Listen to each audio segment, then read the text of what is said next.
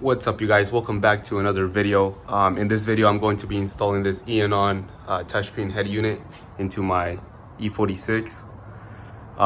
So actually, I already installed it, but I realized I didn't make an intro. So technically, this is the intro. But I'm going to be very thorough on how to install it, especially because my car comes with navigation, and I would have to route it from the trunk, all the cables. So without further ado, let's go ahead and jump right into the video. Alright guys, so before I get started and start plugging everything in, I'm actually going to go ahead and try to figure out how to guide this all the way to the front, since this part over here is going to go connected to the actual stereo, the head unit.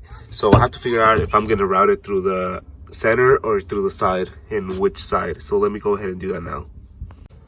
Alright, so I decided to go ahead and route this through the center console.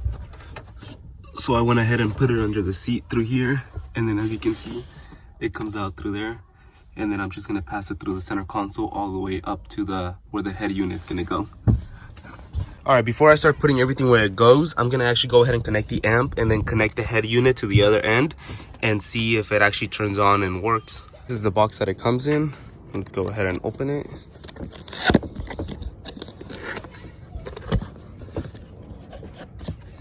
I'm actually pretty excited for this. Little user manual, and then I actually need my other hand for this, so let me go ahead and get everything out. All right, so there it is. It's actually, oh man, it actually looks so cool. I believe this is the, yeah, it is the 9-inch one, and then it comes with the little USB. This is if you want to install CarPlay. This is for the navigation. This is for Wi-Fi right here, and then this is just a little microphone. A fuse, I don't really know what that one's for. And then here's the CAN bus decoder, which you have to do it to be able to use like the buttons on your steering wheel and whatnot. And then a little trim removal tool, the antenna. And these right here, I'm pretty sure I'm not going to be needing. I believe they're just if you want to install like subwoofers and whatnot, which I'm not going to be having in this car. And then these harnesses, I'm not going to be using them because my car comes with navigation. So as I was telling you guys, I have to run it from the trunk. So none of these are gonna apply to me. And then here's the little installation manual, which honestly it's a little bit useless. Alright guys, so like I said, I'm gonna go ahead and install this. We'll connect it, and then I'm gonna go ahead and connect the amp back there and just double check that everything's working fine and that the sound is working. Alright, so from the other end of the harness, the 17-pin male, it's gonna go plugged into the car's plug that you disconnected from the amp. So let's go ahead and plug that in. So just like that. Next, you're gonna go ahead and connect the 40 pin, which is the one that slides up and down like this, to the amp. So let's go ahead and do that. All right guys, so I went ahead and connected it, and as you can see, it's on now, so that's working.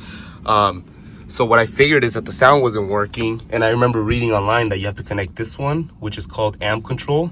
You have to connect it to 12-volt power, okay? So it doesn't have to be back here, but once I connect it up there, once I mount it up there, I'm gonna have to look for a wire that's live, that's 12 volts, and then go ahead and butt connect that, and that should fix it. So now what I'm gonna do is I'm gonna try to put the amp back in there, and now start routing this wire all the way to the front.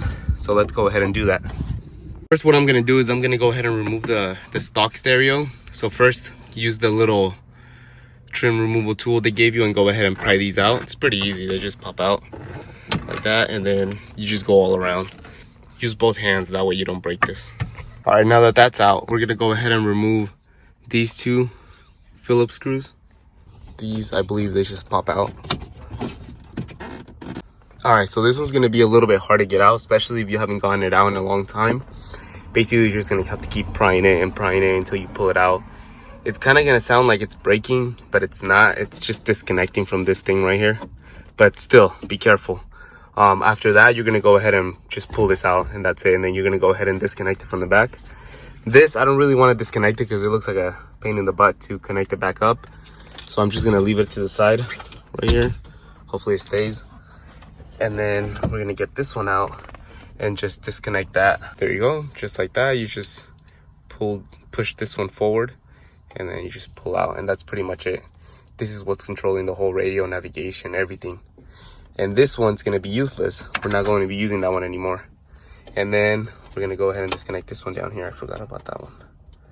Same thing, you just push down on this and then you pull the black one forward. There you go, like this. These are useless now. You're not gonna be needing these anymore. Let's go ahead and put this one over here. The extension. All right guys, so here's the other side of the harness. I passed it through here, through down there, passing it through here. I put the screwdriver there, the other head, so it can hold this open, because this is actually pretty hard to like hold it and put this in. So now what I'm gonna do is I'm just gonna tuck this in all along in here, all across down here. It is going to show over here, but it's okay. Like, I don't really mind it because barely anybody goes back there. It's not like it's a 4-door, so I don't really expect anybody to even notice, to be honest. So it's gonna go through here, and then it's gonna go out through the trunk. So I'm just gonna finish tucking it in. All right, so I had to remove this little center cover, and also the shift knob and the shift boot. And then from there, you just unscrew these two, and you're able to lift this up. So with that, you're able to lift this up even more. That way you can tuck in the cable underneath here, because honestly, it's really hard to like push this up and tuck it in at the same time, especially when you get near the seat. And then with that, see, I passed it all through there. So right there, it's gonna stay like that. It's okay, nobody comes back here. And then it's gonna go underneath the seat and then under the back seat. Go ahead and install the head unit. I believe I'm gonna have to cut this off because the head unit's not gonna fit perfectly unless I do it.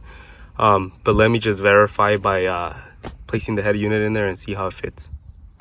All right, so it's looking like I'm gonna have to cut this off. So let me go ahead and do that now. All right guys, so as you can see, I went ahead and cut it off like those little pieces. And then now when you slide this in, it fits perfectly. Everything is flushed, everything is good. So that's how it's gonna look. It actually looks really, really sick. So now what I'm gonna do is I'm gonna go ahead and remove this. And so before I start connecting any of these, like I mentioned before, in order for the amp to work and for you to have sound, you have to connect this to a 12-volt cable.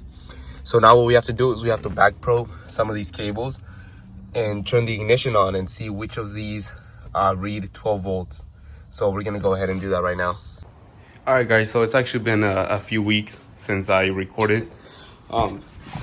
So I left off on trying to connect the power to the amp, which was that blue cable I showed you. So I'm gonna show you where I connected it, which is to the front.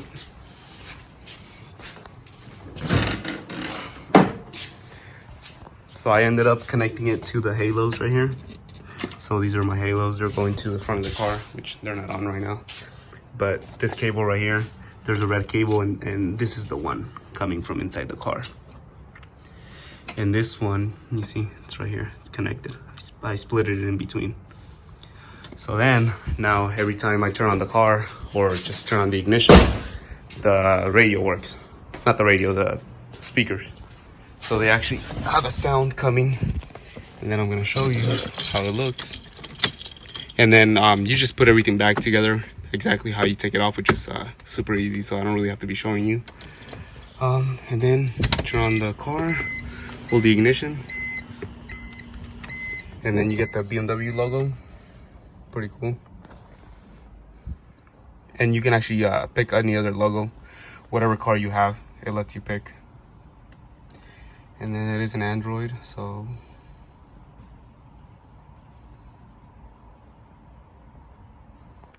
all right, so I switched to the camera because I need my phone to be able to play music. And then all you do is you select Bluetooth.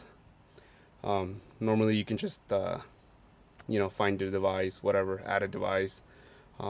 Once you're here, you can tell mine is connected, and then you go to music right here and there, and then you just go ahead and click play on whatever song you're playing. And I'm going to show you guys how good the speakers actually sound.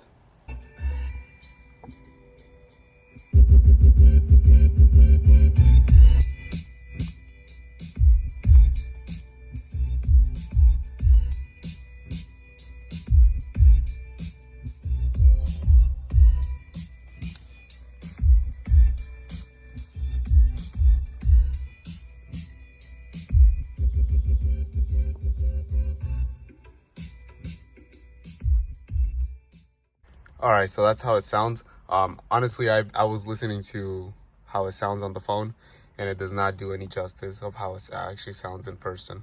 It actually sounds really, really nice, but for some reason when you record it with your phone or even the camera, it sounds really like raspy. It doesn't actually sound how it actually sounds in person. All right, so I'll go through all of these and then I'll show you guys what they do.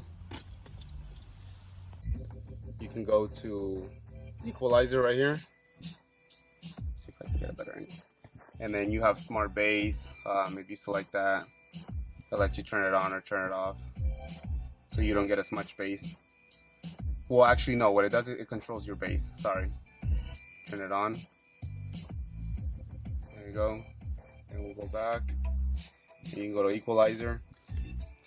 And for this, I wouldn't recommend picking any of these right here because they're really crappy. I would go to User and just mess with them. I mean, if you know anything about equalizing, you know, you got the lows and then you got the highs, and you just mess with it and then, you know, to whatever you like. And that's what I do. Cause see, if you select, I'll play the song again. If you select, for example, flat, obviously it's just flat. It sounds horrible. And then see, it's just flat. And then you go to pop. Rock. Rock is okay. Rock is not too bad. Jazz. Classic. Classic is very bassy, so all you hear is a lot of bass. And then User is what I have, which is pretty even. Yeah, and there it is. And then all these, you can just mess with these. And then, here, I'll pause the music. And then another cool thing is you got apps. If you connect your phone to the hotspot, you can actually give this thing Wi-Fi, and then you have apps like Netflix, YouTube. You just go ahead and download them, and you can actually watch Netflix or YouTube. You also have this one, OBD check. You just have to buy the little plug separately, and then you can actually run your check engine light or anything like that on your car. And you also have navigation. That's a whole different thing again. You just have to buy it. Other than that, I mean, it's pretty basic. You know, you can go online, you can go to Google, you can go to your email. You got maps, settings, whatnot, Play Store. When you go home, you got the radio, navigation, you got Bluetooth, you got the music, and then that's pretty much it. I mean, there's really nothing much. This is actually really, really cool. It actually enhances your sound on your car, especially if you have a Harman and Kardon. That's the main thing. If you have these speakers and you still have the stock head unit, I would definitely recommend this. This was like $300, especially because I had to buy the harness that goes to the back like I showed you guys. But I would definitely recommend this. Especially if you don't have the navigation like how I had it, it's going to be a lot easier. You're just going to connect from behind here. You're just going to plug it in, and that's pretty much it. You don't have to do everything I did, which is run it all the way to the trunk, which was a pain in the butt. But yeah, I mean, it's quite simple, and honestly, this is so worth it. So worth the money. It makes your riding experience a lot better. And yeah, like I said, it's really worth it. It's really worth the $300, $200, whatever you find it for.